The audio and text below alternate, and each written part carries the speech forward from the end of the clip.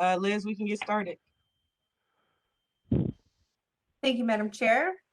My name is Liz Kukla. I'm the Secretary of the Board of Zoning Appeals. On this September 20th, I'm going to read the preamble this morning for you. In compliance with notification requirements of the city's open meeting law and section 101.021 of the codified ordinances of Cleveland, Ohio, 1976, notice of this meeting has been publicly posted. All boards and commissions under the purview of the City Planning Department conducts its meetings according to Robert's Rules of Order. Actions during this meeting will be taken by voice vote. Abstentions from any vote due to a conflict of interest should be stated for the record prior to the taking of any vote. In order to ensure that everyone participating in the meeting have the opportunity to be heard, we ask that you use the raise hand feature before asking a question or making a comment.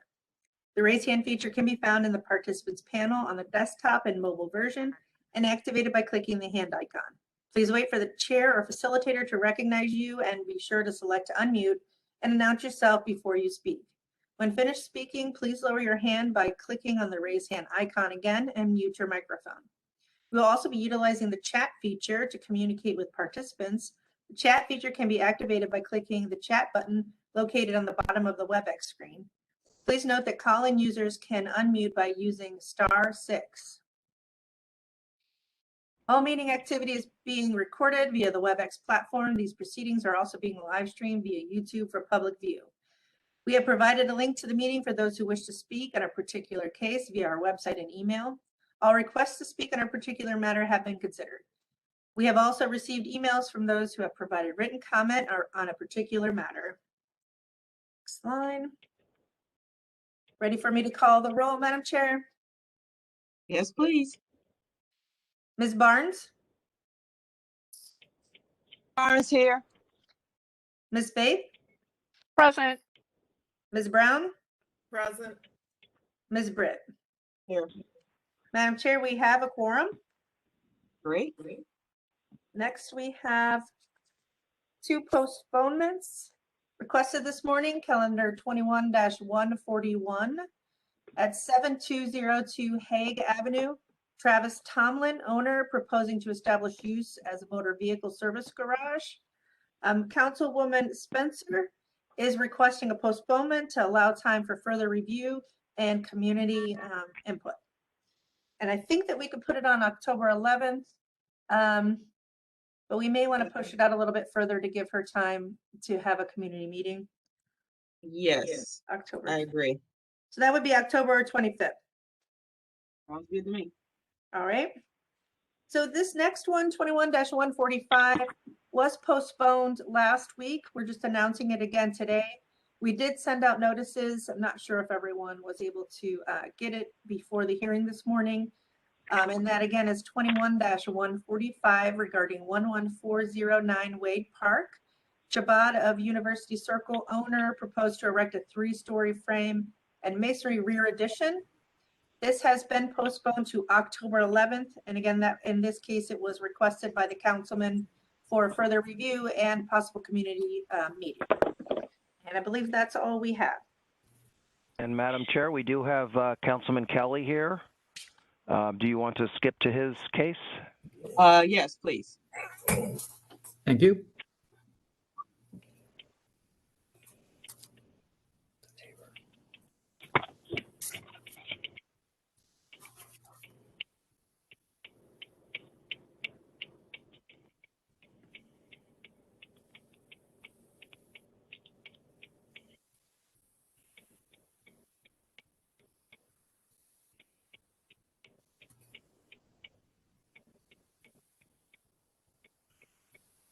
Alana, we cannot hear you. You must be muted. And I was rolling right along. I looked up and I saw your mouth moving. There we I go. thought you were just getting herself together. Okay. Yeah, All right. I was. Yeah. Yeah, there we go. So it's a Monday. Take two. Take two. So as a courtesy to Councilman Kelly, we'll begin with calendar number 21-142.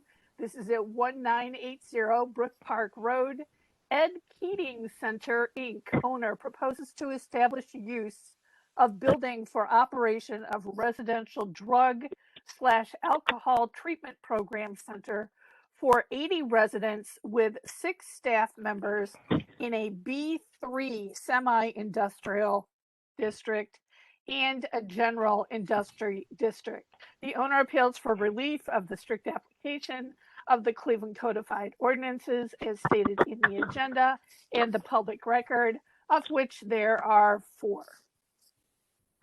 Madam Chair, are you wishing to that I do the oath as well? Yes, please. All right. For all those wishing to make testimony on calendar number 21-142, I am about to swear you in. I'm going to read the oath, and following the oath, your response will be, I do, and then you will state your name and your address, one person at a time. So here we go. Please raise your right hand. I do swear or affirm that the testimony I'm about to give is the whole truth and nothing but the truth. I do, Kevin Kelly, 5904 Park Ridge Avenue. Thank you. Next. I do, Jim Gallagher, 13302 Lakeshore Boulevard. Thank you. Next. I do, Lucas Reeve, 4540 Broaddale Road. Next.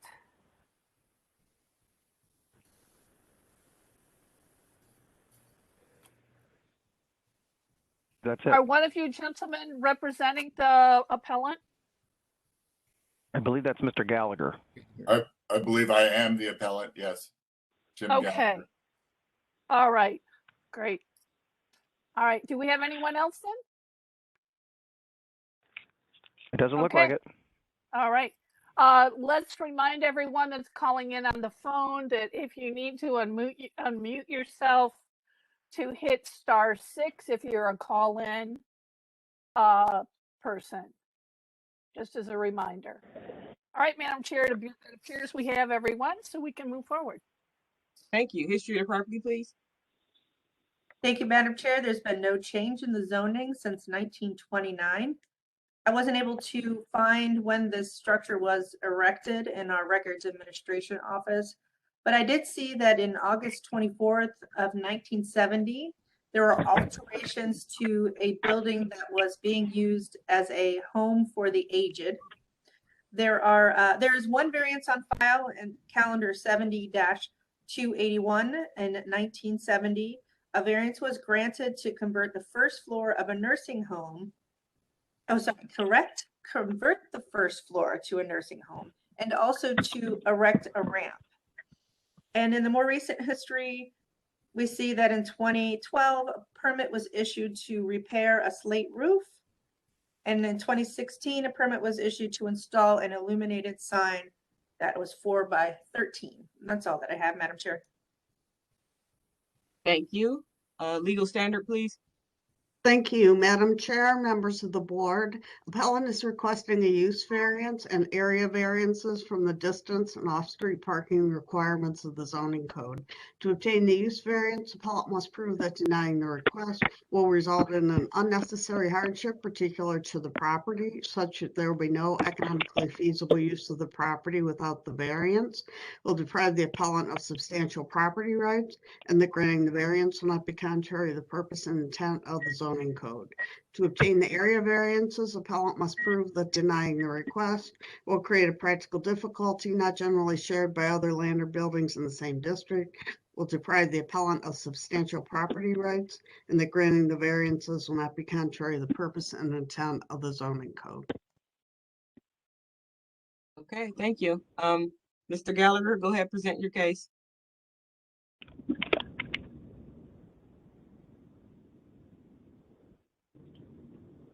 I think You're muted, sir. Coming Monday morning.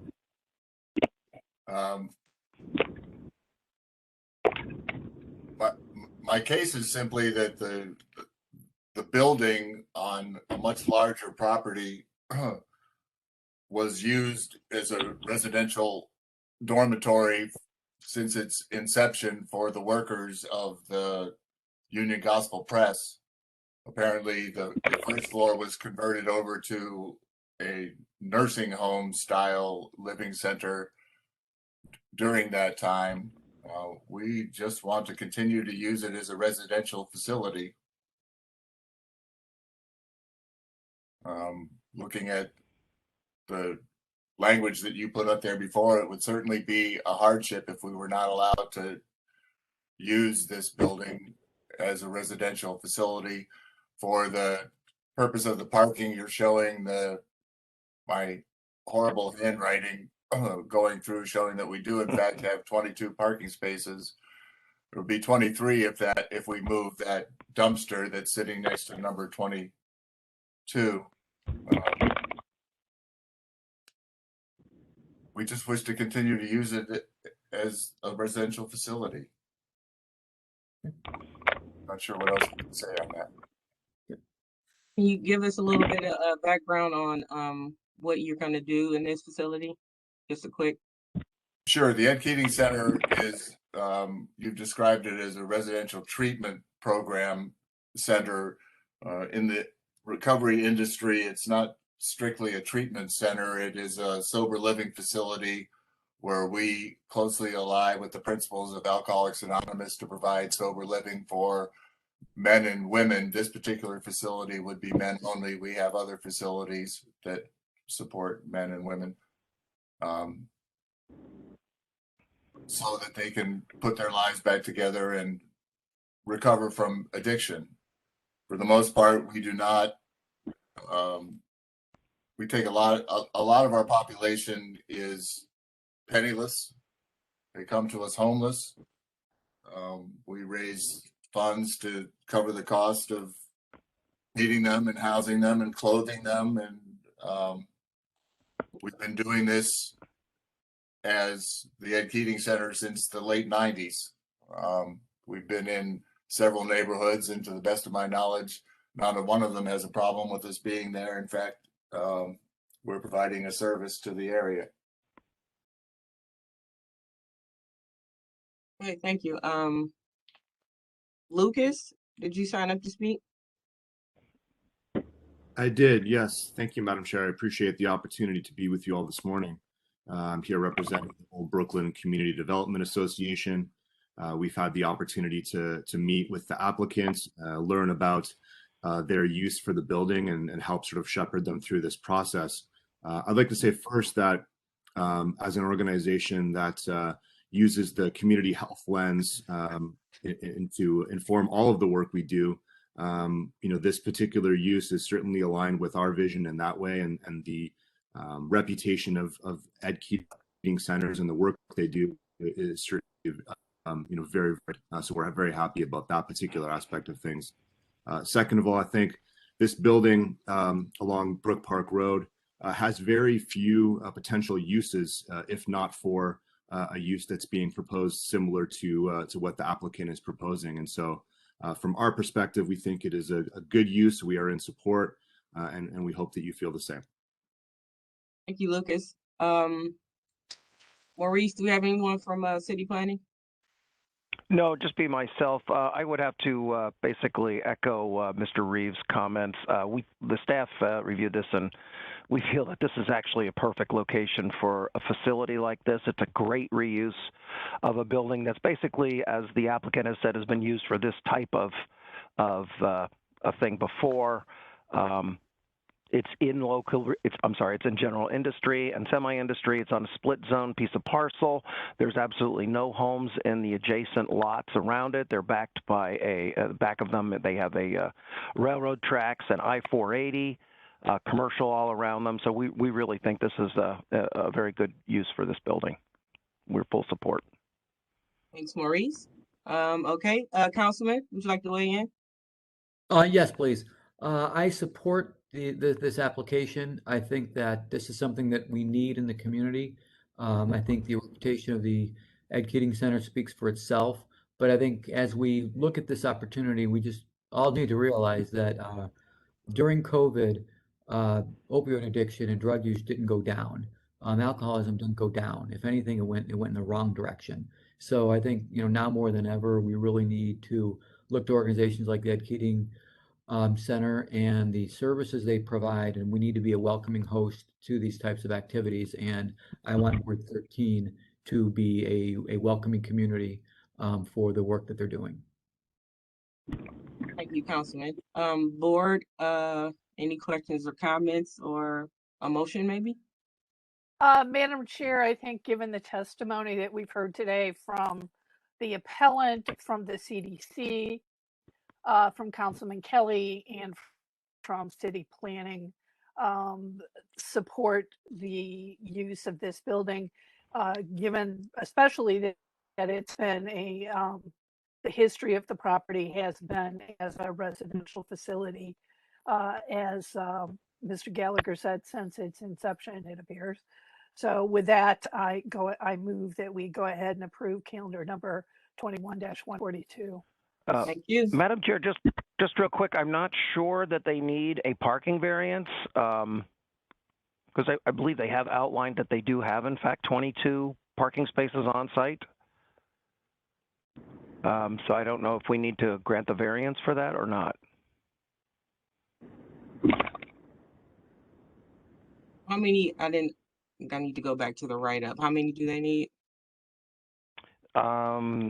Number 3 says they need 22 accessory off-street parking spaces, and I believe, Mr. Gallagher, you're providing 22, correct? That is correct, as shown in the 3 photographs I submitted. Okay, I guess maybe I would ask that the site plan that you did submit be I guess revised just to and number the spaces on there or something. Maybe that would be more appropriate for building and housing's sake. The only site plan we provided was the survey that was done. You want that amended to show the other ones that are there? Is that what you're asking? Yeah, that's it. okay. But not to hold up the vote, correct? Right. No. No. That would have to provide that for ratification. That's all.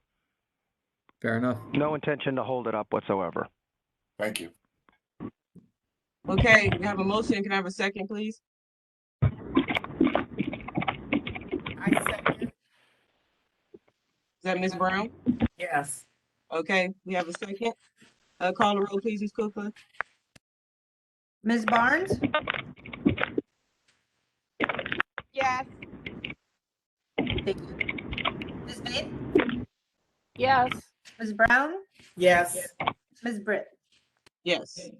Calendar 21-142 is granted conditionally, pending the revised drawing showing the 23 parking spaces on the site plan being numbered.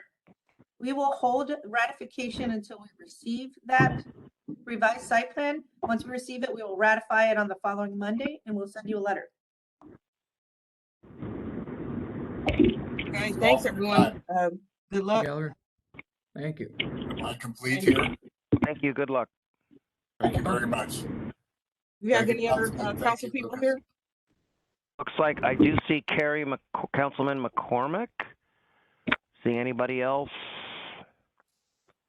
No, so I guess we'll be taking. Go to the Lorraine case, I'm assuming. Let me see if that's the first one. We have. Jefferson is the first one. We have Jefferson first. Okay, we'll do that If first. that's okay. Okay, continuing on. As a courtesy to Councilman McCormick, we are now moving on to calendar number 21-137, which is the first case on the agenda with regard to Councilman McCormick today. This is at 921 Jefferson Avenue.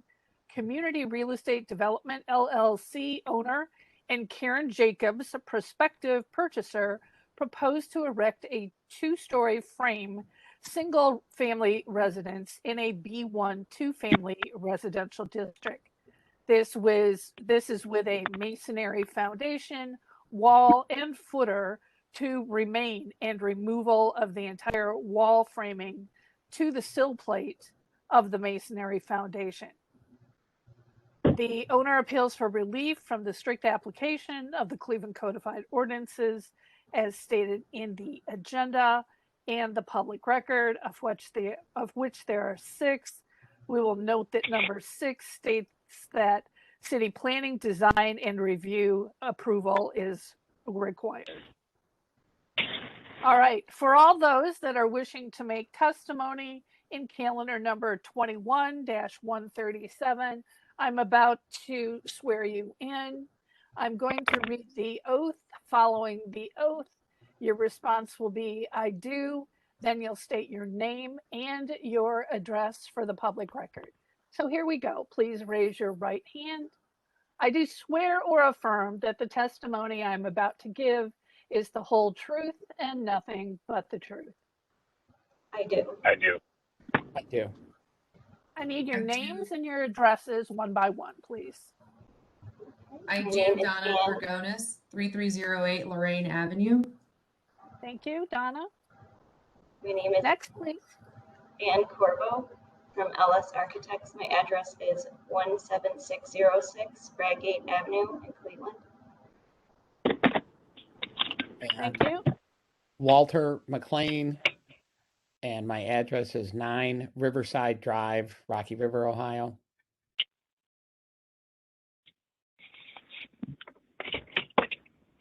Thank you. Next.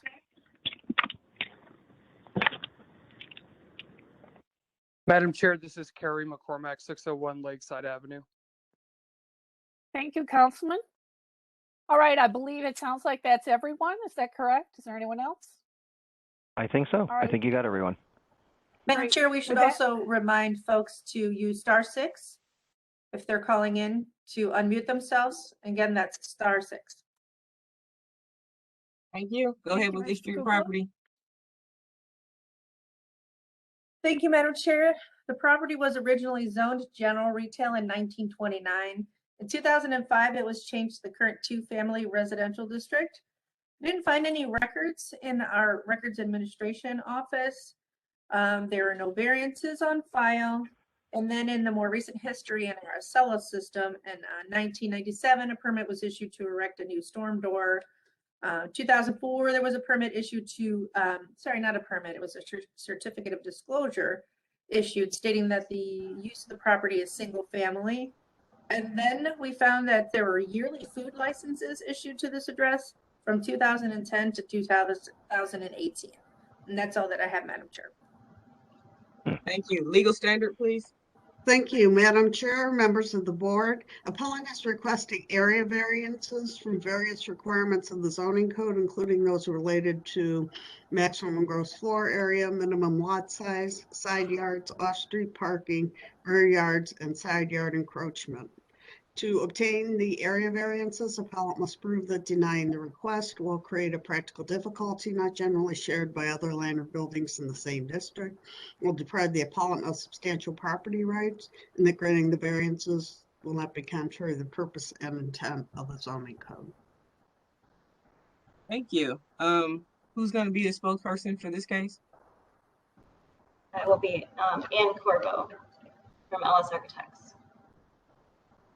Okay, So- Ms. Corbo, do we have a, Liz, do we have a letter from the I'm not prospective sure. purchasers or owner? Usually LS Architects does send us one. I don't We know can if get I've one seen today. one yet. Excuse me, but I'm Walter McLean, who spoke up in to join the meeting, and I'm the owner of Community Real Estate Development. Okay, good. Well, if you're here, we don't need a letter. Fine. All right, go ahead, Ms. Corbo. Okay, so you saw that picture of the existing house, and we are using the existing foundation and all the existing walls, the studs around it, and adding a second floor. So a lot of these variances that we're requesting is for the existing footprint. So it is saying that we have the square footage is more than what's allowed, but it is within the existing footprint and foundation. and the side yard. So it is an older lot. So back then they built along the property line.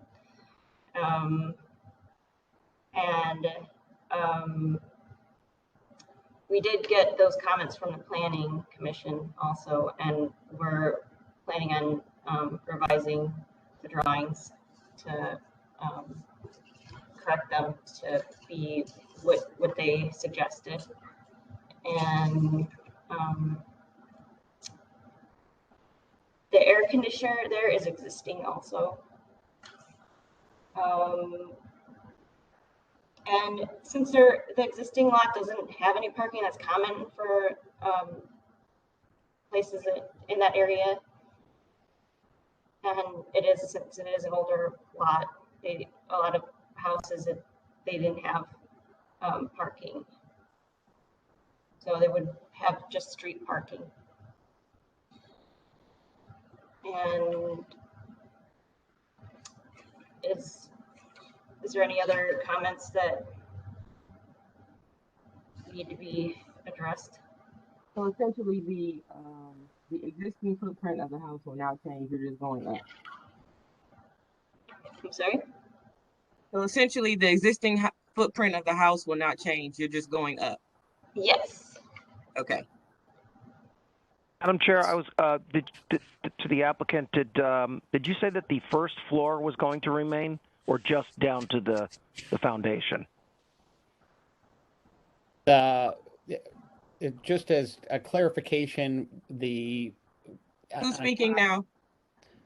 This is Walter McLean, the owner of Community Real Estate Development. Okay, and you the just owner need of the to announce who property. you are before you talk. That's all. Sorry. No problem. I just wanted to clarify that, yes, we were going through the planning commission and the process of improving this property, which sits on a very small lot and was built in 1890, and improving the property to meet the current city's green standards, to include the 15-year tax abatement for the property to bring it up to all the codes for the green standards. And we were using the exact existing footprint of the foundation. And the reason the first floor was being demolished and then going up 2 floors to increase the square footage of the property going up, but not in any dimension lot wise, was to be able to incorporate those green standards to improve the property up to, the latest and greatest materials, and improve this house on its existing lot for the neighborhood of Tremont. Okay, thank you. Ms. Kukla had her hand raised. I'm not sure if that was from earlier or if Yeah, I was just about to ask that too. Yes, thanks, Madam Chair. The appellant stated, or the appellant's representative stated, that there were comments from city planning. I'm not sure if Maurice was going to talk about those. It sounded like it was. You know what? I did not have those comments. So if the appellant could speak to that a little bit more. Also, I have a letter from a neighbor stating that she has concerns about how the work would be done to protect her property, because it is very close to her property line. She's the person to the left. She had some concerns about that. And that's all that I have, Madam Chair. Okay, thank you. Ms. Corbo, can you address that, please? Yes. We usually are pretty friendly with the neighbors before we start construction, and we usually meet with them and talk to them about any property issues, because it is close. And we can reach out to her and see what her what she is concerned about, and it wouldn't be a problem. Okay. Madam Chair, I would also say that being that the foundation is being kept, there will be no digging or excavation on the site, I would think, which would probably help to alleviate the neighbors' concerns as well. They may not be aware of that. True. We also have Donna signed up. Good morning, Madam Chair and members of the Commission. Donna Gregonis, Neighborhood Development Director for Tremont West Development Corporation and Ohio City Incorporated. Good morning, everyone. So this project has not gone through any community review. This is the first, since I saw this on the agenda, is the first time I've heard about this on the about this project at all. And I'm not sure that I can't take a stand since Economic Development Committee hasn't looked at it and neither has the community. So I would ask for this to be postponed for the standard community process that we ask every project to go through. Thank you. Thank you. Madam Chair, Councilman's Ms. here. Brown. Ms. Brown had Ms. her Brown? hand raised. Yes, go ahead, Ms. Brown. Thank you. What is the existing adjacent ancillary structure that's shown on the site plan?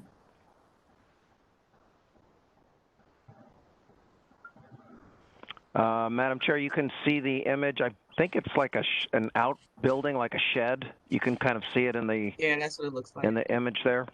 And Let that me see if belongs it's to on. the neighbor? Yes. I believe so.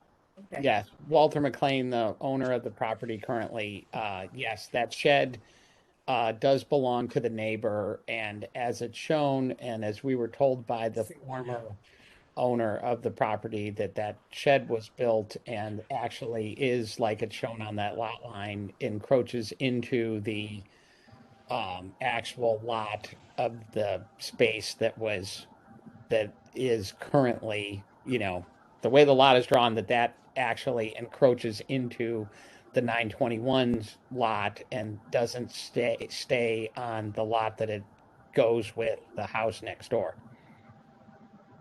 Thank you. Thank you. Did the councilman want to weigh in on this project?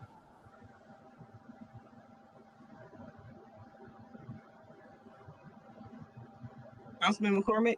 I'm sorry, can you hear me? Yes. Oh, there we go. No, Madam Chair, again, I just echo what Donna says. I don't have any inherent issues with the with the project, but again, we do ask folks to go through our community review. Okay, thank you.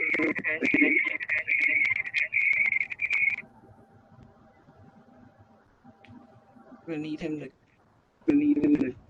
Okay, there we go. No, we're still getting an echo. People need to mute. Okay, that's better, I think. Okay, so Ms. Corbo, you have gone through design review and city planning? Yes.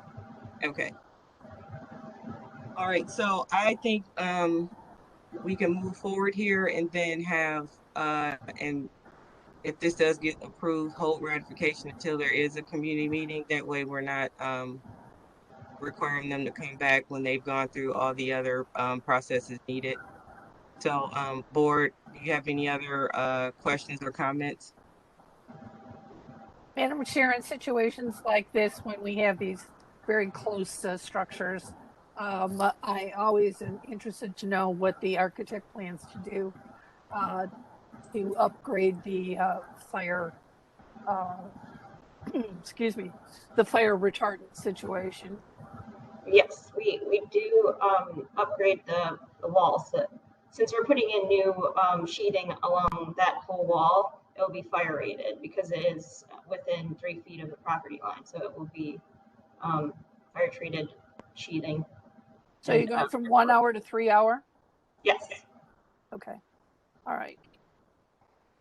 Madam Chair, I think, I have to be in agreement. These are, under normal circumstances, would be very typical variances that we see quite often in this neighborhood. And at your suggestion, moving forward with the community meetings pending, I think is appropriate. So with that and the testimony of the architect, the owner, I'd I would move that we go ahead and conditionally approve calendar number 21-137. Is there any further discussion on this motion?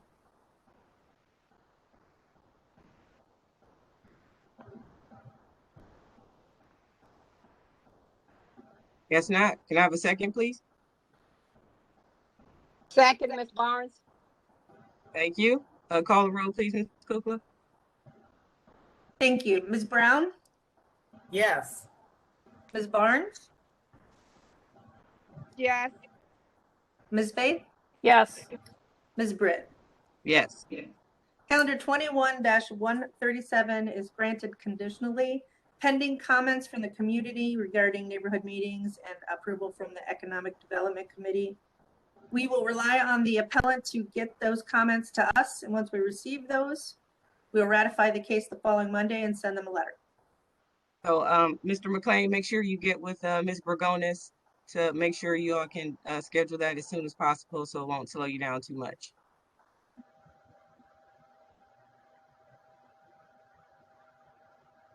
All right, moving on. Moving on. And I assume, yes, we still have Councilman McCormick with us.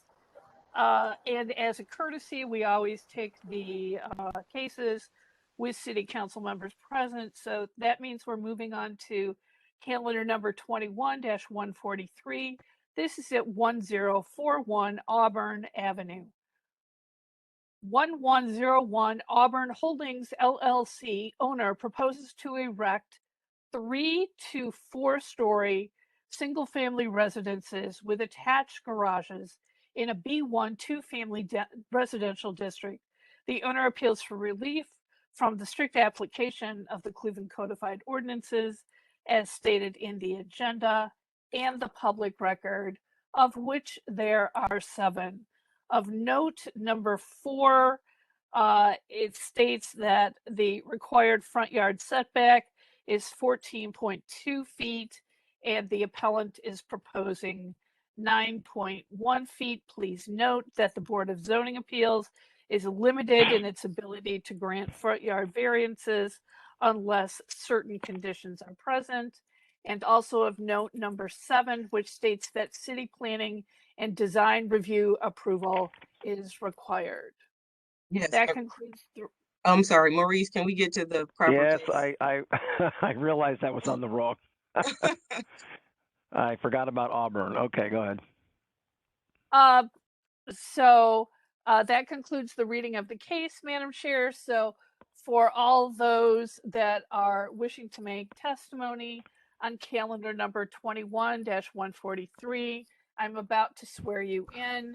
I'm going to read the oath. Following the oath, your response will be, I do, and then you'll state your name and your address, one person at a time. So here we go. Please raise your right hand. Raise your right hand. I do solemnly swear or affirm that the testimony I'm about to give is the truth and nothing but the truth. Patricia Boysonet, 1026 Auburn.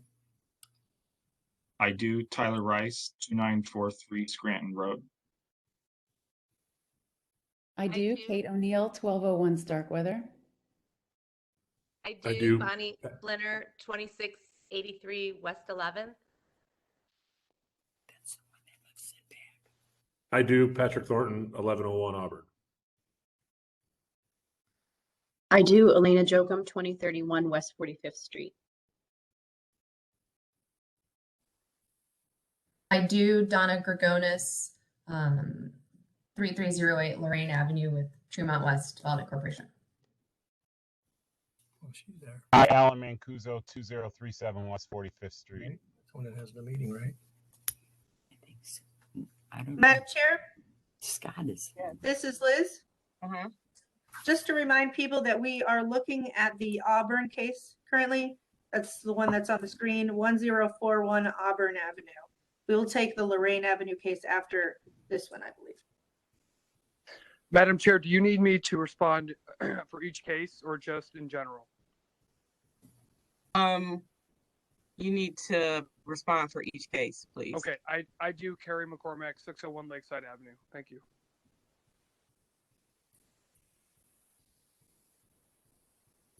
All right, is that everyone? All right, Madam Chair, I think we can move on to you.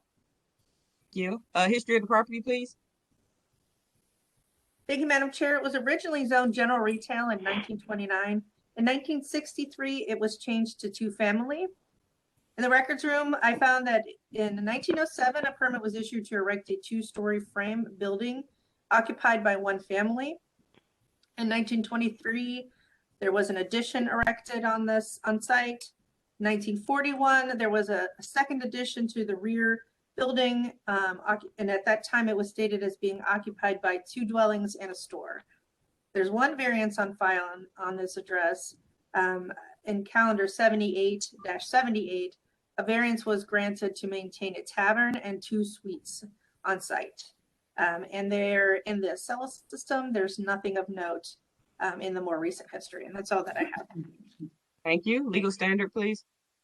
Thank you, Madam Chair, members of the board. Appellant is requesting area variances from the maximum gross floor area, side street setback, distance, front yard setback, rear yard, and garage setback requirements of the zoning code. To obtain the area variances, appellant must prove that denying the request will create a practical difficulty not generally shared by other land or buildings in the same district, will deprive the appellant of substantial property rights, and that granting the variances will not be contrary to the purpose and intent of the zoning code. And please note that section 32904C may restrict the ability of the board to grant the requested front yard setback variances unless one of the conditions in that section is met. Thank you. So before I go on my Madam Chair. diatribe about these front yard setbacks, Maurice, can Madam you Chair. give us a summary of this? Yes, Madam Chair, the staff has reviewed this this proposal, and I'm trying to hold on a minute. Here we go. And we do believe that the proposal meets the exception rule for the Board of Zoning Appeals with granting front yard variances, and that's 329.04C1, where it says unless the depth or width of the lot on which such building or other structures is to be erected is sufficiently less than the depth or width of other lots on the street. And if you'll, I believe I have it here on the aerial. If you can see on the aerial here, I put an orange line indicating that this lot is in fact less deep than the other lots on the street. And so we believe it does qualify for the exception. Wonderful. I like to hear that. If you so choose. Yeah. That's where they want to put Thank you. Yeah.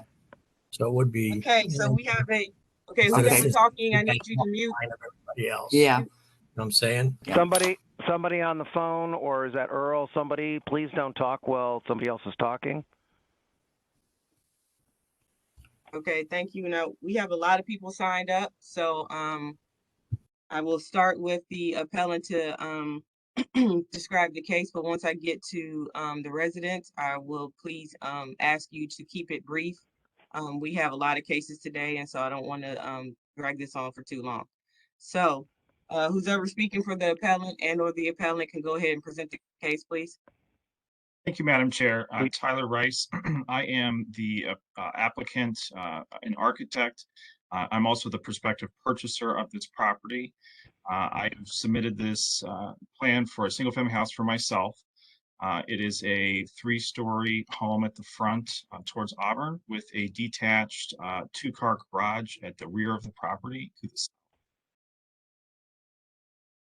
I've also submitted some extra information regarding the front setback in pertaining to some of the adjacent properties and sort of their relation and proximity from property line to the front, and showing that the position in which the house has been set from the property line to the front is in alignment with the adjacent homes.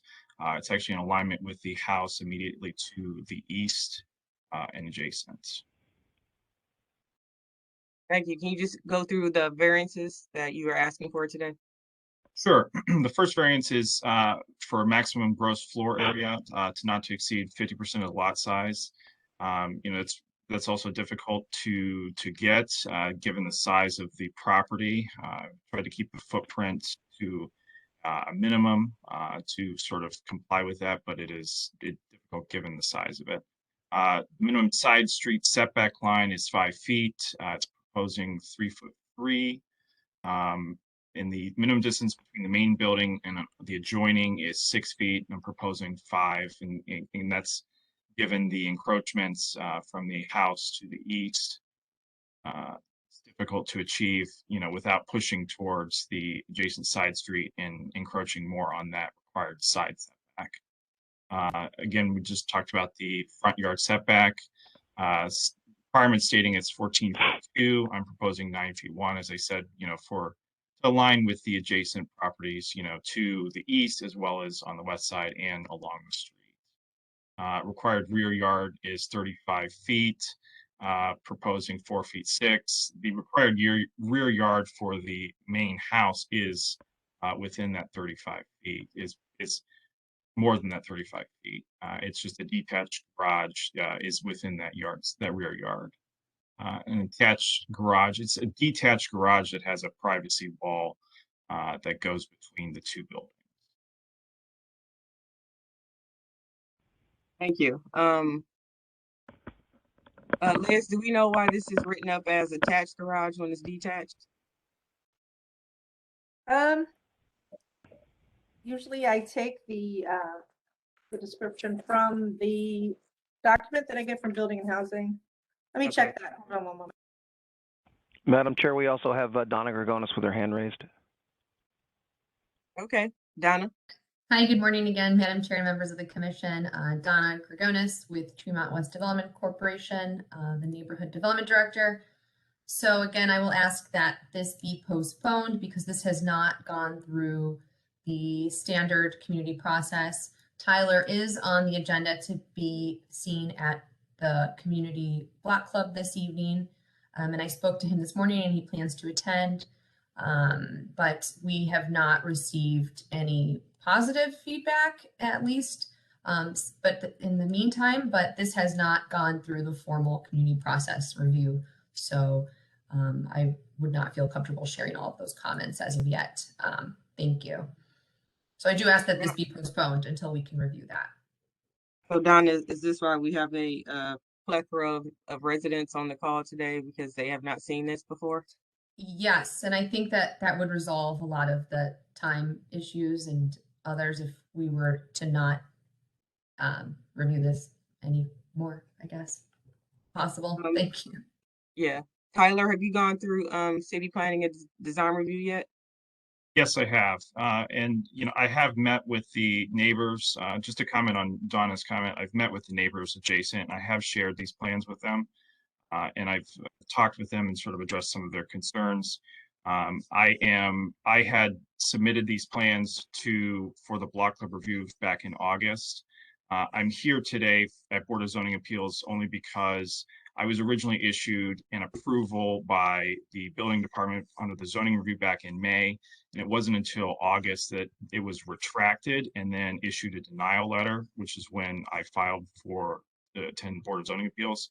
I did request that we try and get on Block Club sooner, but they were unable to accommodate that. So I'm on a really tight deadline, so I'm really trying to keep things moving along. And I would just ask that we could review this project today, contingent upon the review by Block Club tonight. Okay, thank you. We will hear from, let's see, who else? Is anyone else that's signed up to speak that's not a resident? Madam Chair, I can say, speak to the city planning review. We approved this. I believe we asked the applicant to add some additional windows on the second floor. I think those were the only comments that we had for that were contingent on our approval. And I believe the architect agreed to add additional windows, but I have not seen any drawings yet. Okay. Board questions, comments? Madam Chair, I wondered if the councilman wishes to chime in on this. Yeah, I actually had my hand up, but I didn't want to rudely barge in. So, Oh, we didn't see your hand. Sorry, Councilman. oh, I'm sorry about that. I did the virtual hand raise. Yeah, okay. Madam Chair, again, given that the applicant is on the block club agenda tonight, I think it is appropriate. I mean, it's your decision, but it is appropriate to postpone the case, until the next or whenever Board of Zoning. And I understand the applicants had trouble with the building department, and I, am very sympathetic to that as well. But again, given that he is presenting to the community tonight, this is not kind of an unknown time in the future, literally this evening. So I think my opinion is a postponement to allow the community to better understand the project is appropriate. Thank you, Councilman. Okay, board members. Madam Chair, I think given the request by the CDC and the support of that suggestion to postpone by the councilman, I'm sure that the appellant is hoping to move forward before the weather changes. So if we do move to postpone, hopefully we can get him back on the agenda quickly. But given the number of residents that we have present today, it seems to me that in the interest of time and garnering support, that it would benefit the appellant to hold off and let him explain the project to the residents and then come back to us. Oh, you should make a motion to postpone, please. Okay, so then, Madam Chair, I'll motion to postpone. Second. Second from Ms. Barnes. Go ahead, call the roll, please, Ms. Kukla. Ms. Brown? Yes. Ms. Barnes? Barnes, yes. Ms. Faith? Yes. Ms. Britt? No. Calendar 21-143 is postponed. We can give it a date of October 11th. Yeah, is that the quickest we can put them back on here? Yes. That would be, the next date would be October 4th. That would we would take some finagling to try to get that on. I'm pretty sure that we're pretty full that day. I would support the October 4th date as well. All right, we can squeeze them on. We can make it work. Okay. I believe that we could, it's 10 days before the hearing, so we'd have to get the notices out today. Yeah, I don't like to jam up the agenda, but I feel like we can squeeze him on since the meeting is tonight. So we can find out what happens from that. Okay, we'll do October 4th then. All right. Thank you. Thank you. Okay. Thank you. Next case. Okay. Again, as a courtesy to Councilman McCormick, we have his third case today.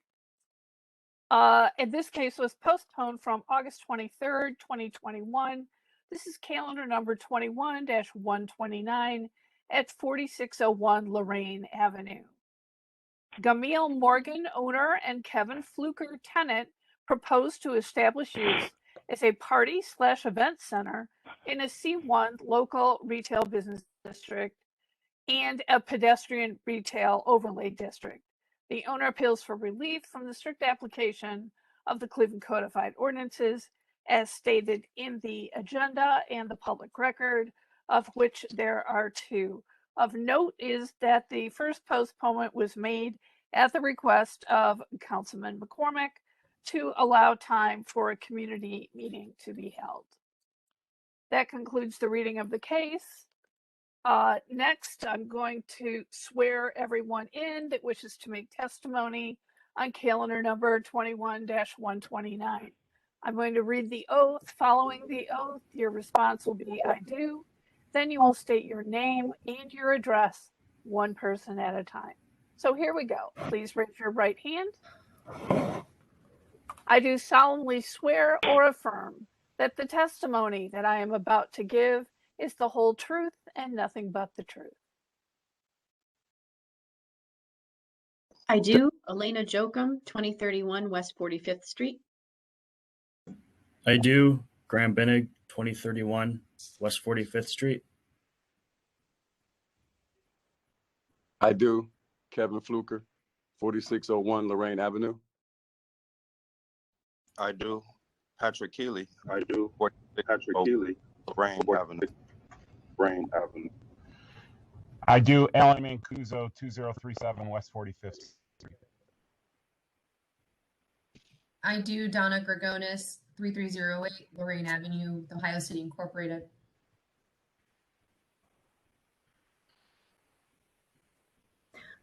Is there anyone else? I do. Lisa Mooney, 1975 West 47th Street. Madam Chair, I do. Carrie McCormick, 601 Lakeside Avenue. Thank you, Councilman. Is there anyone else? All right, Madam Chair, I believe we can move ahead. Thank you. History of the property, please. Thank you, Madam Chair. The property was originally zoned general retail in 1929. In 2011, it was changed to the local retail business district and placed in a pedestrian retail overlay. I found in our records administration office that in 1896, a permit was issued to erect a two-story stores and apartment building. There are no other records in our administration office there. There are no variances on file. And then in the more recent history, we found that in 1997, a permit was issued to change use from hall to market.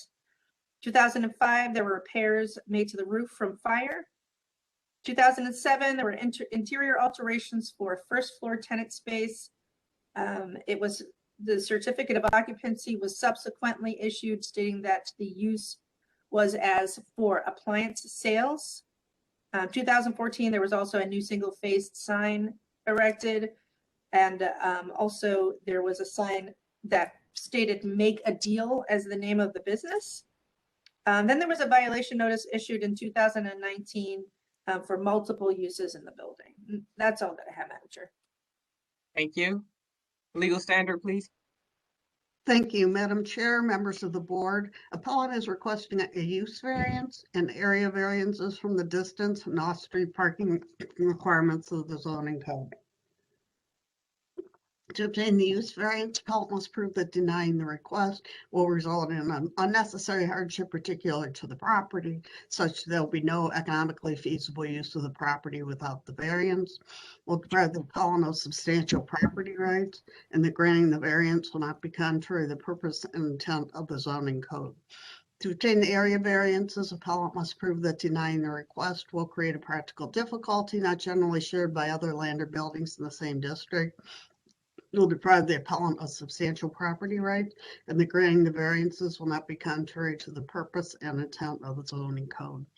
And I would just remind the board in this case, as I did in the Party Center case last week, that under state law, the decision, if a variance is granted for this use, the decision as to whether alcohol will or will not be allowed there will be up to the state of Ohio Department of Liquor Control.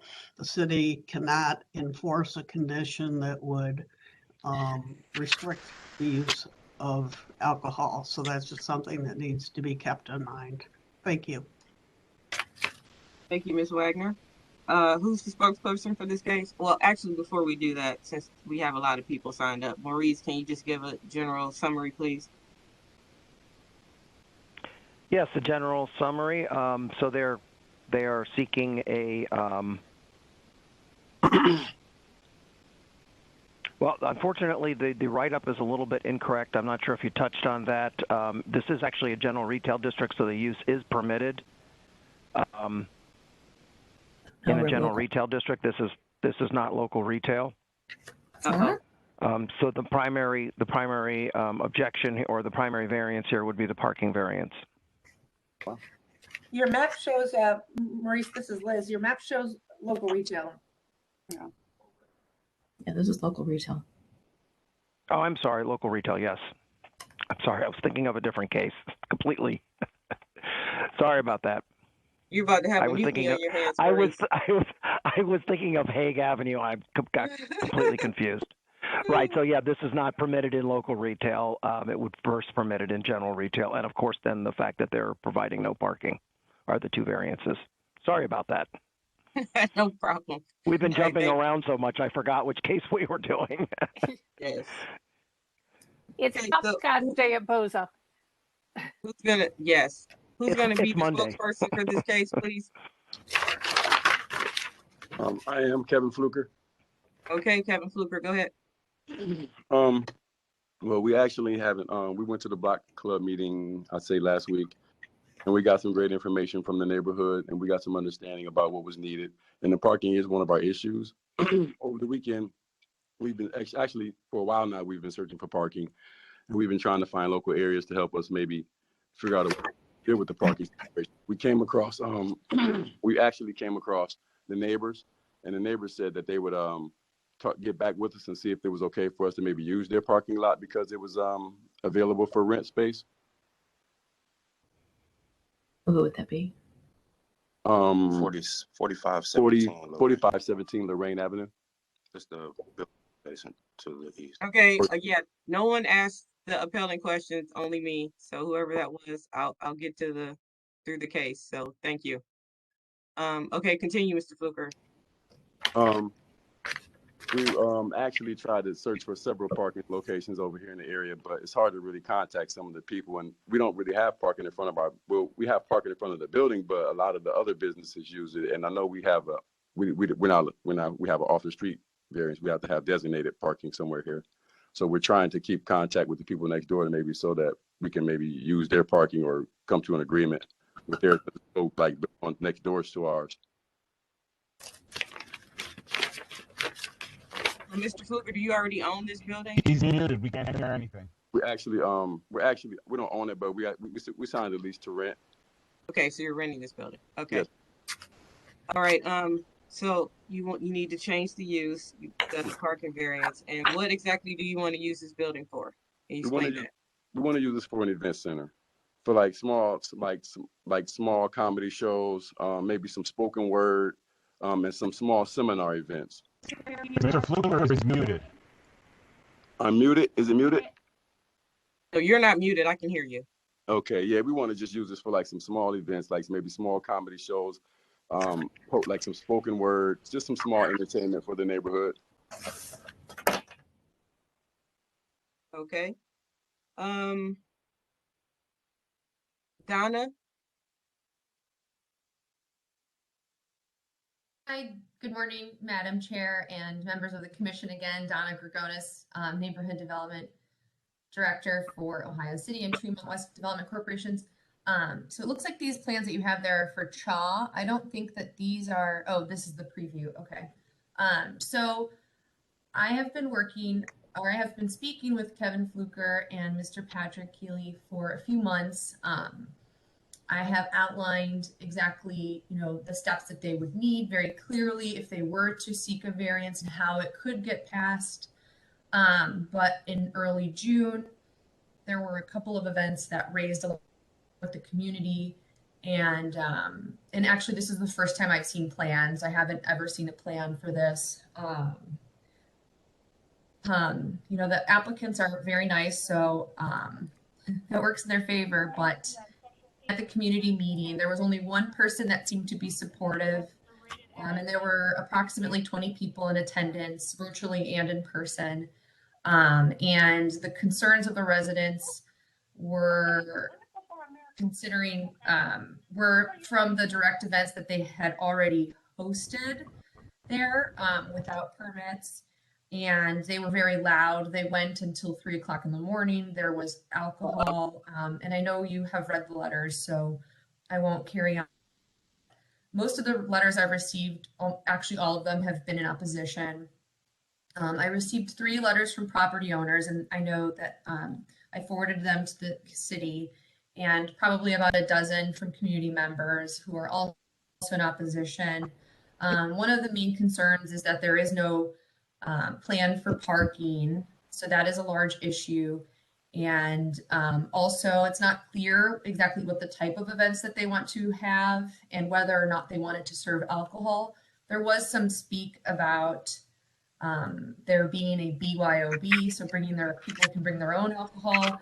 And again, this is also in a pedestrian retail overlay district, so we hold the businesses on that corridor to a very high standard.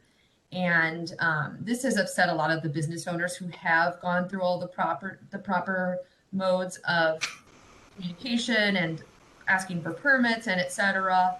And you know, we have tried to work with the applicants to make that happen in the proper way, but the largest concern is that there have been events in the past that sort of speak completely against all of the intentions that they say they have. And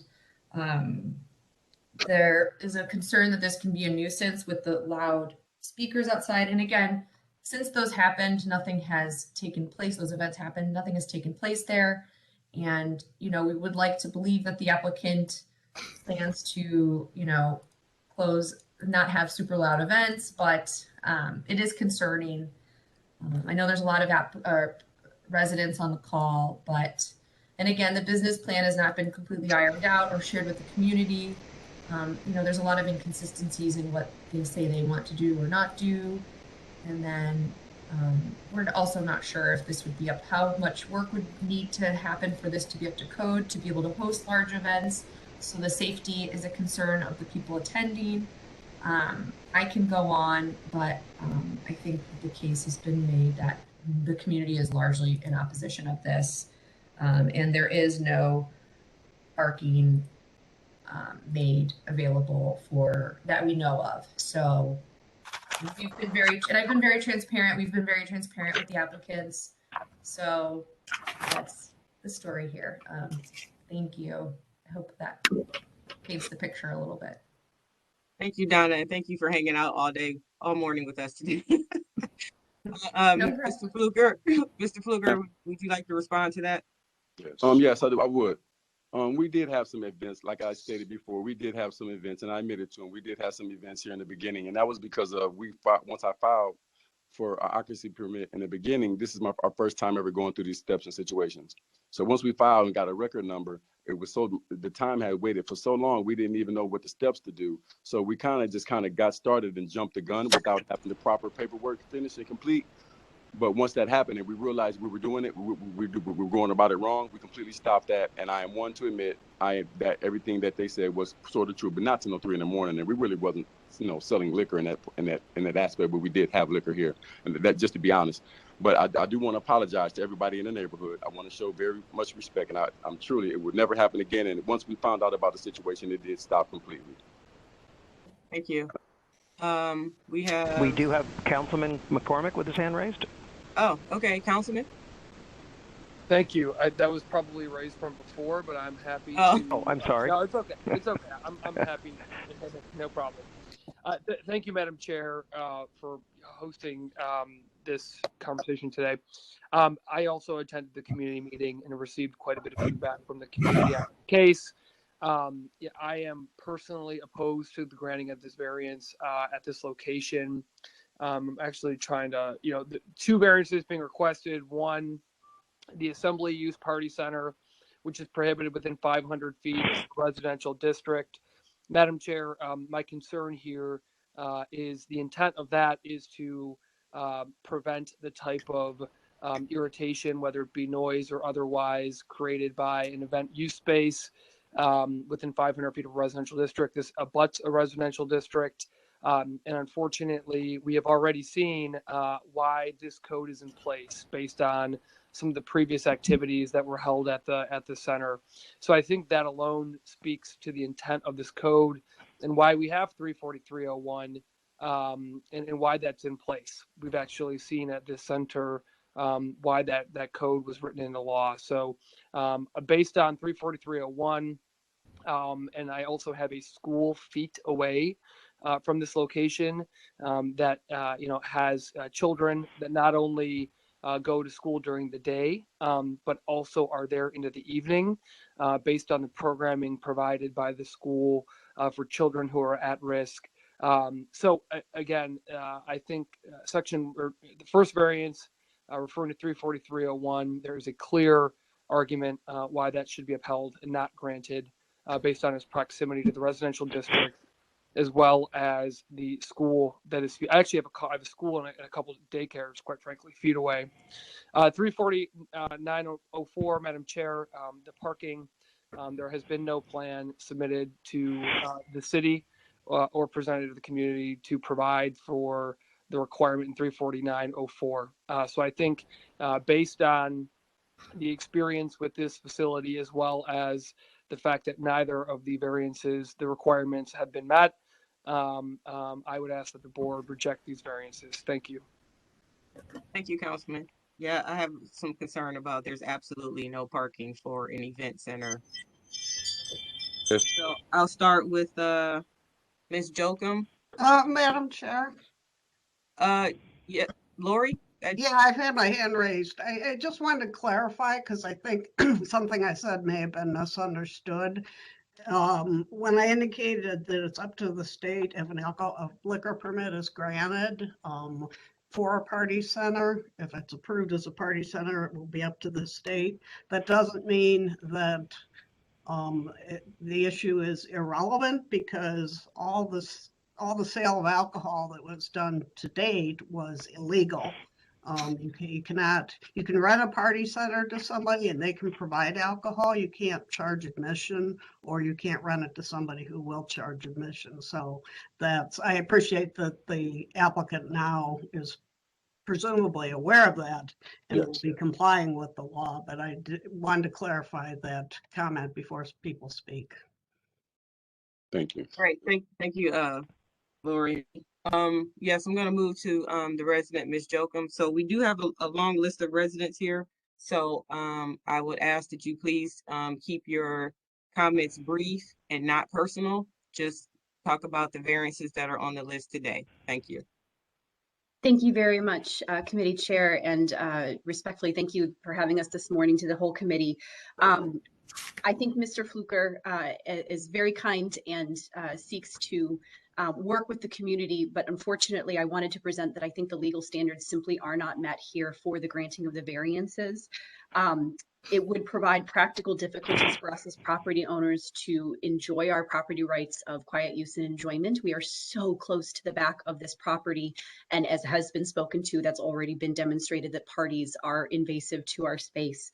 And I don't think there's any way that could be limited for the proposed use of this. And additionally, granting this variance would be contrary to the very purpose of the zoning codes. As Councilmember McCormick mentioned, they were put in place just to prevent exactly this. We're just simply too close to the center, and there is no parking. Even as expressed by Mr. Fluker, the difficulty in finding avenues to try to create a parking plan speak to the limited nature of parking in this area, let alone for a proposed use of a party center of 40 to 60 people, even for small events. So very respectfully, I think that the owners do have the ability to use the space economically in other ways. It has shown so through the history of the permits that have been granted for the use. It is a very economically viable space, simply not for the proposed use here. Thank you so much, and we respectfully object to this granting of either variance. Thank you, Ms. Jokum. I have Graham Bennett next. Good morning. I am a resident of West 45th Street, and my wife is Elena Jokum. She spoke previously and more eloquently than I could. The objection is both around parking and the concern of noise and the quiet enjoyment of our property. 3 other businesses have opened on Lorraine Avenue recently. Those businesses all have parking, yet there is overflow parking onto our residential area, regardless of the provided parking of those businesses. And many of the houses on 45th do not have off-street parking. So when our street gets parked up, we are required to find parking, which is sometimes quite distant from our homes. So again, I do object to these variances. Thank you very much. Thank you. We have Alan Mancuso, is that correct? Hi, Alan Mancuso. I'm a resident at 2037 West 45th Street, and I live extremely close. I am married with 4 children, and there's a school nearby. There's been a lot of noise created by this business already, which leads me to believe that they will not follow through with what they're saying they're going to do. I'm concerned about the added traffic brought into the area because of that. There's already been someone who was in an accident and was deceased because of all the added traffic in the area. It is not safe to add more vehicles to the community, and it's taking away from the enjoyment of my property and the enjoyment of my neighbor's property, and I ask that this variance not be granted. Lastly, just to speak to what Donna spoke about the community meeting, the only person that spoke up lives not in the immediate area, so that person is not affected by what's going to be going on if these variances are granted. Thank you. Thank you. Next, I have Lisa Mooney. Hi, thank you so much. I wanted to say that I concur with Councilman McCormick. I failed to mention, I live on West 47th Street. I also concur with everything that Alana has said. I wanted to add one other component that may assist in this process. I did some research with regard to the codes, and I came across code 343.13 that discusses what an entertainment overlay district is. And my understanding of this code is that a neighborhood would have to have this entertainment overlay district voted in and added as an overlay to the current local retail business district, because what the applicant is proposing as a nightclub is not a permitted use in a local retail business district. It is only permitted in an entertainment overlay district. And my understanding is that there is no entertainment overlay district in this neighborhood. So from a legal standpoint, the application would not meet the threshold for a legally permissible entertainment events space. And I concur with all of the other people who have discussed the impacts to parking. I live in a townhouse that doesn't have a driveway. And when there are events at the Seamus O building at 4700 Lorraine, and then Forest City Shuffleboard, which we love, by the way. Forest City Shuffleboard is just a fantastic community addition. It just presents problems and challenges for guests and friends and just people in the neighborhood. We don't have anywhere to park. And I like to support all of the businesses who have gone through the legal process to get permits and licenses and things like that. And just from a legal standpoint, I'm objecting strongly to this application being approved. Okay, thank you, Ms. Mooney. 2 points. Yeah, that was a good point to bring out, that we do have an event center already at the Seamus building that I believe we granted before. Yep. As well as when you want to do a use and it's not permitted, that's why you come to us. So the argument that is not legal, it's not in standing here, because that's why you come here, to get a variance to be allowed to do something different. So just so you'll know that. I don't have any other residents signed up to speak here, so I'll open it up to the board.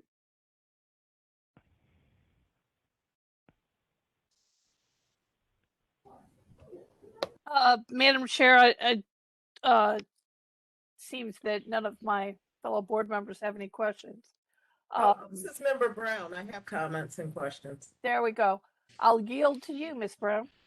Thank you. My comment is that I'm very concerned about use and parking, both of the items before us. On the parking, the applicants have mentioned talking to other property owners and trying to put together a parking plan. Yes, ma'am. Are you asking that we give you additional time to bring a parking plan? Yes, ma'am. Yes, ma'am. Okay, and additionally, the use is of concern, but the person from the neighborhood organization who said they had been working with you said you had not presented like a business plan on how you intend to operate. So you said one thing, but the events that you had were something different. And so I find it hard to approve without having a plan from you that you would be held accountable to. We have a business plan on file. It's actually on digital. It's in my on my phone and my email. We don't have it on paper, but I would love to send it to anyone. I had to send out. I sent out my business plan. I think to Ashley, which is the person that deals with Donna, and I'm pretty sure they both have my business plan. We have it typed up. We had to type that up first, but I have a business plan. We have a complete business plan. The exact business plan that we have on file is the one I'm presenting to you guys, but I would love to send it in so you guys could maybe have better information or be a little more familiar. Well, that is my point. We have a 5-year plan. Excuse me, sir. We don't have it now, so I would be unable to approve this today as the matter at hand is presented. No problem. Will I be able to send it in to? I can't speak to that, but I am giving my comments to my colleagues and the Madam Chair as to my concerns and my caution at this point. Yes, ma'am. Yes, ma'am. Thank you, Ms. Brown. Ms. Faith, you yielded the floor. You ready? Yes, Madam Chair.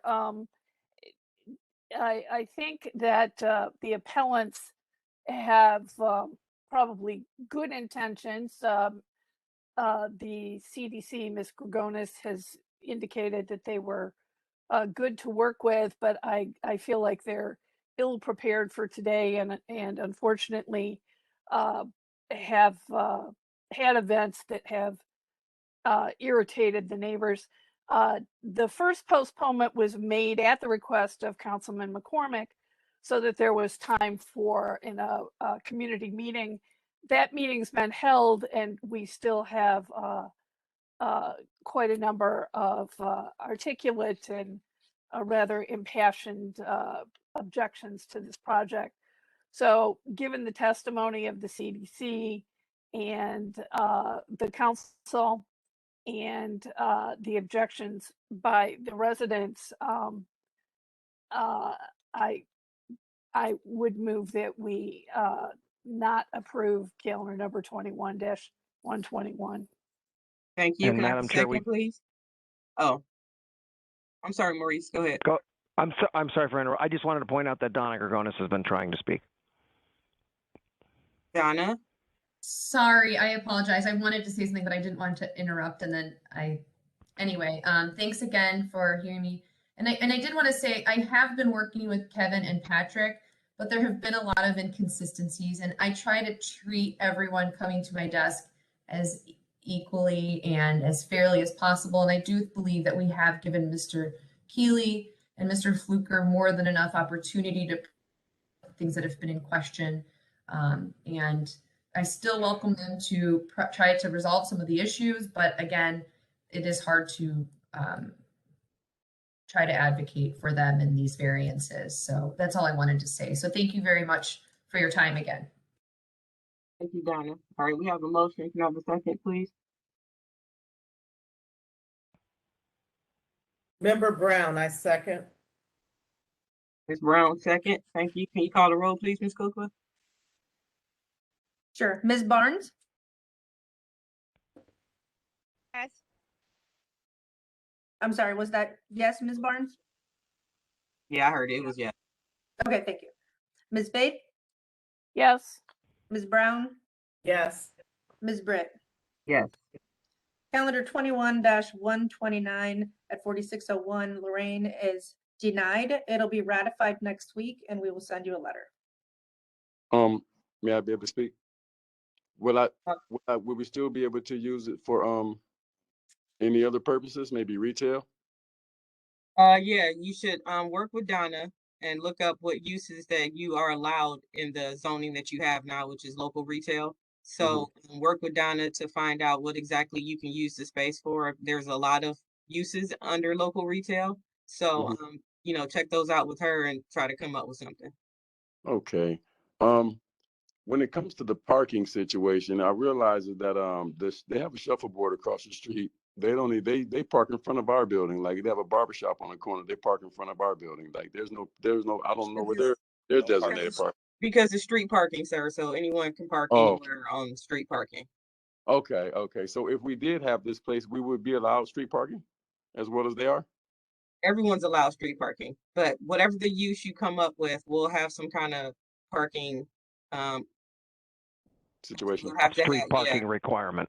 Yeah, some kind of parking requirement, and you'll probably have to come back, but it won't be as intense as the use that you have now. So just work with Donna and she'll help you out.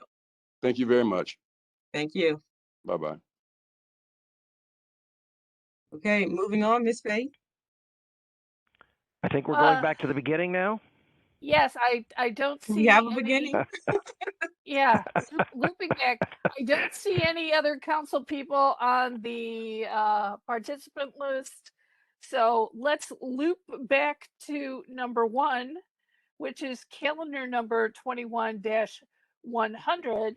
This is at 2242 East 100th Street. BR Knez Construction LLC owner proposes to erect a 2-story single-family residence with detached garage on a 5,310 square foot lot in a B1 2-family residential district. The owner appeals for relief from the strict application of the Cleveland codified ordinances, of which there are 2. And item number 2 of those states that the City Planning Commission approval is required prior to the issuance of a building permit. So that concludes the reading of the case. I will now move on to swearing in all those who wish to make testimony on calendar number 21-100. Madam Chair, I'm sorry to interrupt. Do you want to take the 2 cases together to add on 21-101 since they're essentially the same case?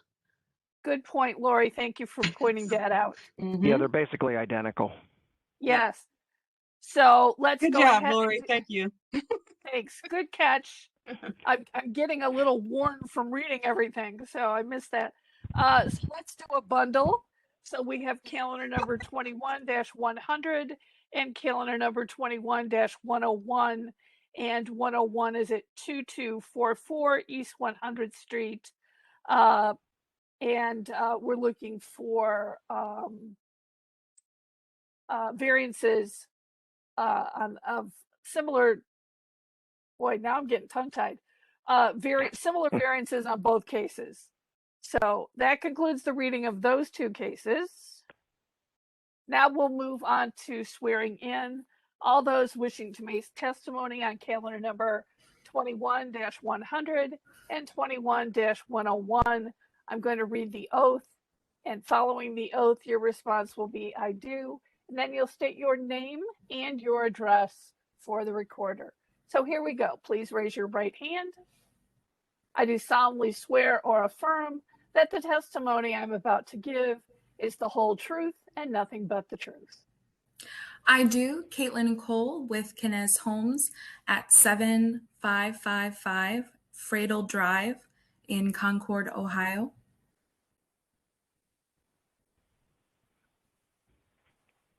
Thank you. Is there anyone else? All right, Madam Chair, it appears that Caitlin is our sole presenter today. All righty, moving on to the history of the property. Thank you, Madam Chair. There's been no change in the zoning since 1929. I believe that the most pertinent information is that in March of this year, permits were issued for new construction of single family I'm sorry, they were applied for, and the status is planning approved. So I believe this must be the applications for this. There also are no variances on file. That's all that I have. Thank you. Legal standard, please. Thank you, Madam Chair, members of the board. Appellant is requesting area variances from the minimum lot width requirements of the zoning code for each property. To obtain the area variances, appellant must prove that denying the request will result in a practical difficulty not generally shared by other land or buildings in the same district, will deprive the appellant of substantial property rights, and the granting the variances will not be contrary to the purpose and intent of the zoning code. Thank you. All right, Caitlin, present the case. Good morning. So these two houses are part of a larger development plan that we have with Fairfax Development. And also we worked with planning on it. It was a few years back. We had a whole list of addresses in this larger development plan. This lot has already been split. So we're just following that larger plan, moving along through those homes we discussed with them. And as mentioned before, we do have planning approval for them. Thank you. I have a question, Member Brown. Sure, Yeah. go ahead. So I'm generally familiar with this larger plan area in Fairfax. I don't know the number of units that you plan to build, and I am familiar with your urban product, which fits on smaller lots. So all of that seems to mean you're going to need more variances for future houses. Why aren't you doing a planned unit development? You mean like a submission for all of them at the same time? And some kind of overlay. I mean, we've been working with Denise with the Fairfax development, and also we worked with Kim Scott in planning. We broke it up into phases. So that is not something that I'm aware of as to why we did not do it that way. This has been a plan that's been in the works for a while, since before I started at Knez. I can inquire about that, though, if there was some reason why we didn't do it that way. But I know others that we've done on like East 100th and such, we've just been doing it home per home. Not all of them are going to be right next to each other like this. There are some singled out lots. But I can inquire about that for future homes. But we have been working closely with Kim and Fairfax Development with this. Yes, Ms. Brown, normally Knez, I haven't seen them come with a full plan. Normally they go lot by lot or maybe 2 lots at a time when they're building the actual house. So they come here fairly often. So we're used to seeing them here at Board of Zoning Appeals. So okay, Caitlin, can you just you talked about what you want to do. Can you just talk about the variances quickly so we can? Yeah, so the first variance, it is the minimum lot width. So normally it's 40 feet, and we are proposing the 30 feet for each. A home that would fit on that lot for 60 isn't necessarily affordable for the area, especially with how material prices have gone up in the current climate with COVID. So this does work out for the area itself. We're just requesting a variance for that 10 feet difference, and we do have those fire rated walls. Great. Well, that knocked out Miss Faith's next question, I'm sure. With the fire rated walls. Ms. Brown, you had another question? Yeah, since Ms. Holmes mentioned affordability, what will these houses cost? I believe these ones, I'd have to double check with our sales department on that. I know with material and everything, things have been a little bit difficult pricing wise, but I'd imagine it would be, I think it's in just at maybe under the 3s. I think it's like mid 2s. I'd have to double check with them on that, and I can give you an answer to that by email if you'd like later on. I just need to check with our sales on that of where we are at the moment. Thank you. Your response is fine. Thank you. Okay. Okay, city planning. I know she said Kim Scott. Is Kim here or are you doing it, Maurice? No, Kim Scott is not here. These are narrow lots, but I will also point out that they do not need any side yard variances. They do not need any area variances. It's just that they're building them on narrower lots. We are very much in support of this project. Knez does a nice product. We're increasing the density in this neighborhood, which I think is great. So we're totally in support of this. Thank you. I'll entertain a motion if there are no other questions. Thank you, Madam Chair. I appreciate that city planning always likes to put a positive spin on things in this situation, pointing out the other variances we don't have to go after today. We do appreciate that Knez is doing a nice product, particularly in these infill situations. With that all said, and given the testimony we've heard today, I move that we go ahead and approve calendar number 21-100 and 21-101. Second, Ms. Barnes. Thank you. Have a second. Go ahead, call the roll, Ms. Kukla. Thank you. Ms. Brown? Yes. Ms. Barnes?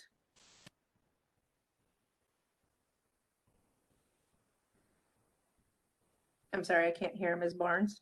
I didn't either. Marlene? Yes. Yes. No. Ms. Faith? Yes. Ms. Britt? Ms. Barnes, second yes was fine. No, I'm just kidding. Yes. Thank you. Calendars 21-100 and 101 are granted. They will be ratified next week and we will send you a letter. Thank you all. Have a great rest of your day. Thank you. You too. Caitlin. Thank you. Good luck. All right, Madam Chair, moving ahead several pages. Okay, so are we on 144. 1392? Yes, okay. So, Madam Chair, moving on. Calendar number 21-144. This is at 1392 East 111th Street, also known as 1388 East 111th Street. CNLP LP owner proposes to install approximately 200 linear feet of 6-foot high wooden fence and 34 linear feet of 4-foot high wooden fence in a side yard. The owner appeals for relief from the strict application of the Cleveland Codified Ordinances as stated in the agenda and the public record, of which there are 2. So all those that are wishing to make testimony on calendar number 21-144, I am about to swear you in. I'm going to read the oath. Following the oath, your response will be, I do. Then you'll state your name and your address, one person at a time. So here we go. Please raise your right hand. I do solemnly swear or affirm that the testimony I'm about to give is the whole truth and nothing but the truth.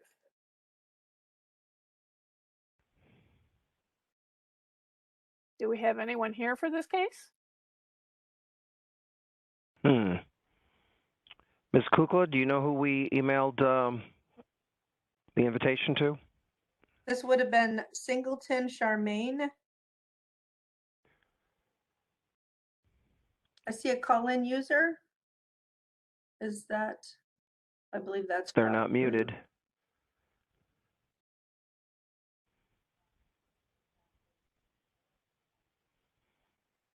You want to leave this till the end? Yeah, we'll pause it for now and go move. Do we have another case? I can't. We do. Yeah. Okay. Yes. Move on. The 138, 21-138. Right. This case was postponed from August 30th, 2021. This is calendar number 21-138 at 1505 East 65th Street. Frontline Development Group LLC owner proposes to erect a 2-story single-family residence with attached garage and finished English basement. The owner appeals for relief from the strict application of section number 357.13C, which states that window wells are not permitted in interior side yards. And this case was postponed due to a lack of quorum. And that, Madam Chair, is because of my need to recuse myself on this case. Are you recusing again? At this time I am, yes. Okay, well, you have to go to black now. I will swear everyone in. Okay. And we'll go from there. Okay. Thank you. So everyone involved with this case, please raise your right hand. Do you swear or affirm that the testimony you're about to give is the truth and whole truth and nothing but the truth? Please say I do, your name and your address. I do. Angela Bennett, 3806 Bainbridge Road. Superior Road. I do. Daryl Wilkins, 4301 Redtail Court. Sheila. I did. I do. Sheila Wright, 13855 Superior Road. Can they hear me? Yes. Now we can. Yes, we can hear you. Anyone after Sheila? I don't see anyone else, Madam Chair. Okay, thank you. Move on to the history of the property, please. Thank you, Madam Chair. There's been no change in the zoning since 1929. I think the most pertinent information is that in September of last year, a variance was granted in calendar 20-133 to erect a new 2-story frame single-family residence with an attached garage. These were area variances that were granted, but in the comments it was stated that an air conditioning unit would be placed in the proper location and no variances would be needed for that. So that was the condition that was placed upon this resolution, and that's all that I have that's relevant. Thank you. Legal standard, please. Thank you, Madam Chair, members of the board. Appellant is requesting an area variance from the side yard encroachment requirements of the zoning code. To obtain the area variance, appellant must prove that denying the request will create a practical difficulty not generally shared by other land or buildings in the same district, will deprive the appellant of substantial property rights, and the granting the variance will not be contrary to the purpose and intent of the zoning code.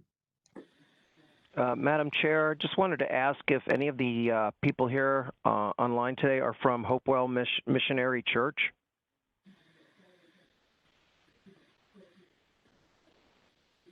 No? Okay. All right, thank you. Angela, are you going to be the spokesperson? Actually, Sheila, I will hand it off Sheila. to Sheila. Okay. Thank you. Yes. Okay, go ahead, Sheila. Oh, thank you so much, Madam Chair. So just a little bit about the project, the Allen Estates. This is really the first phase of a project set to build or create 174 units on 4.7 acres of land.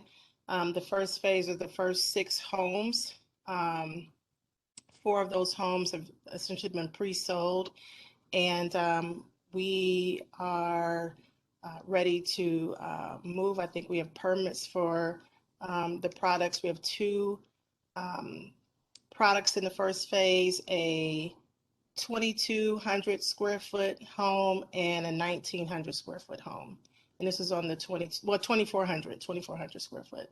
And we have our builder online, which is Mid-Continent, and he can speak specifically to the parameters around the variance. But this is the first house that will go up. So It's very nice. Go ahead. Is that Daryl Wilkins, Mid-Continent Construction. Yes, sorry. go ahead, Daryl. Speak to the variances, please. So Daryl Wilkins, Mid-Continent Construction. So this is 2-story, 2,400 square foot home. Homeowner is actually looking to move a older son into the basement. It is not being permitted. We're not doing the finish of the basement as part of this permit. That's going to be at a later date. But the homeowner does wish to comply with code. And anytime you have a basement occupancy with sleeping quarters, you're required to have emergency egress from a window. And that window, the bottom of that window ledge has to be 44 inches or less. from the floor level. So that will require us to put in a Bilco type pre-manufactured window unit, window well.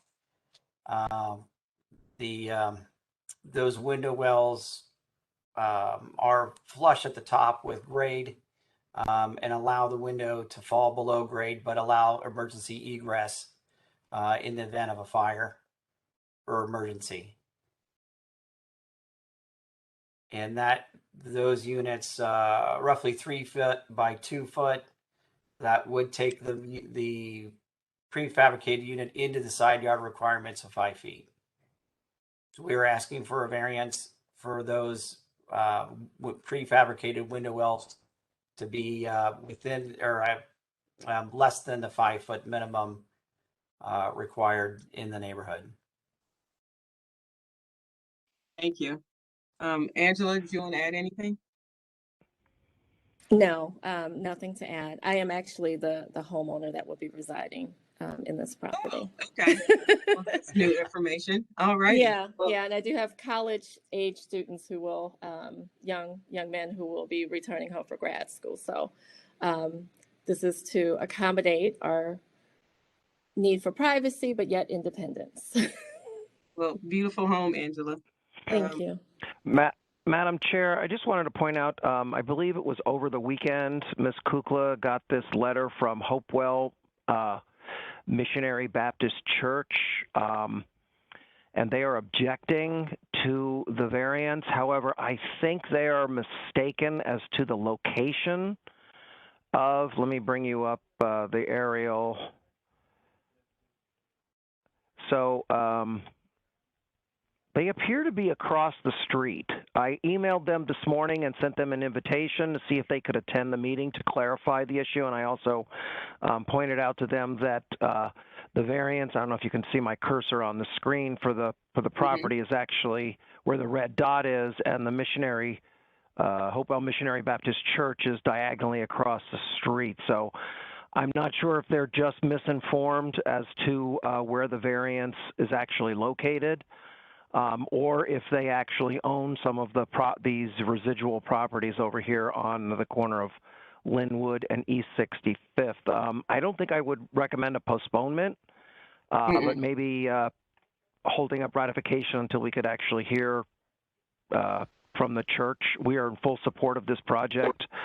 We think that the encroachment of the window well is a very minor issue. So we are in support of the project. But I wanted to raise this issue so that the church's voice could be heard. Thank you. Well, I think they submitted the letter, so I think that suffices for them giving their opinion on the variances that we have before us today. Madam Chair, this is Liz. Yes. I would be happy to contact them as well to find out what their concerns are and to explain the project a little further. I could report that back to you next week. Good, thank you. And then, Madam Chair, if I could just provide some additional information. On the corner of East 65th and Linwood, that is actually land bank property that is included in our development agreement for Frontline. So that is, and then the other units are not owned by Hopewell. So I believe this, where I have my cursor, is the land bank property, correct, Angela? Correct. Actually, Right. 29 and 30. 30, okay. I did not know the ownership of the other buildings. I did check just to see if Hopewell was listed. I think they're probably just mistaken and think it's on the other side of the street. I think it's just a misunderstanding. Alrighty. Thank you. Okay. Well, I think we've heard everything we need to hear. Board members, unless you have any questions, I will entertain a motion, please. We don't have Ms. Faith, so it's gonna be up to Ms. Barnes or Ms. Brown. This is Member Barnes, not Barnes, Member Brown. Maybe I'm going to give the motion for her. No, Member Brown, and I move approval of calendar number 21-138. Can I have a second, please? Ms. Barnes, Thank you. Call the roll, please, Ms. Sylvia. Thank you. Ms. Barnes, yes. Ms. Brown, Yes. Ms. Britt. Yes. Calendar 21-138 is granted. It'll be ratified next week, and we will send you a letter. Thank you. Good. Yes. Good luck with your home. Thank you. Good luck. Thank you very much.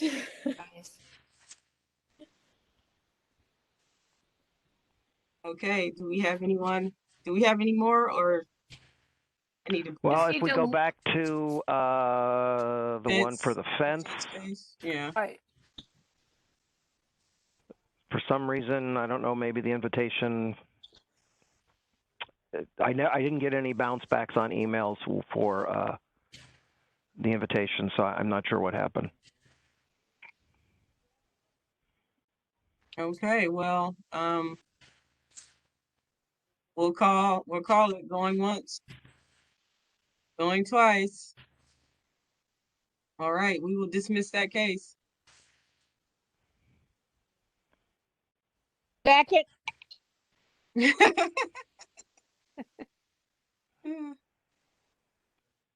Chair, I am pleased to say that concludes all of our cases today. Thank you. We really jumped all over the place today. Yeah. Yeah, it was yeah. I don't know. I guess it was Yeah, kind of fun. completely confused me on that one. Yeah. All right. Old business 1 through 3 and 5 and 6 without objection. Without objection. And that's it. We have no affirmations or reinstatements. Good job. That's right. I have to say, somebody private texted me during the meeting. Actually, it was Angela saying, "I don't really think you should be careful on what you're showing on screen. You're showing your personal items." When I had those advertisements for the events that were going on at that event center. Like, no, those are not my private materials. Oh, Maurice was partying over the weekend. All right. Oh, and somebody mistook that as being being posted in air. less than appropriate. Yes, less than appropriate. My personal less items. than appropriate. Yeah. They were submitted actually by a neighbor. Yes, ma'am. I had received a text from Carolyn Downey at the beginning of the meeting that the YouTube stream was not on. I didn't know if there you was proceeded. I fixed it. Yeah, there was a. Okay, I sent you an email. I didn't know if you. Yeah, it was a technical glitch. I took care of it. Okay. Yeah. Cool. Unfortunately, maybe the first case was not on the YouTube stream. So I don't know if that's going to be a big problem, but it was set to private instead of public, which I didn't realize when I started the stream. So that's what the problem was. And Lori, I sent you and Kelly an email, so I'm just would appreciate your feedback, Lori. Oh, I did respond to you. Yes. You did. I indicated that I believed it was appropriate for you to recuse yourself on this case because there could be an appearance of a conflict. Yeah, that was my sense. There's going to be more cases.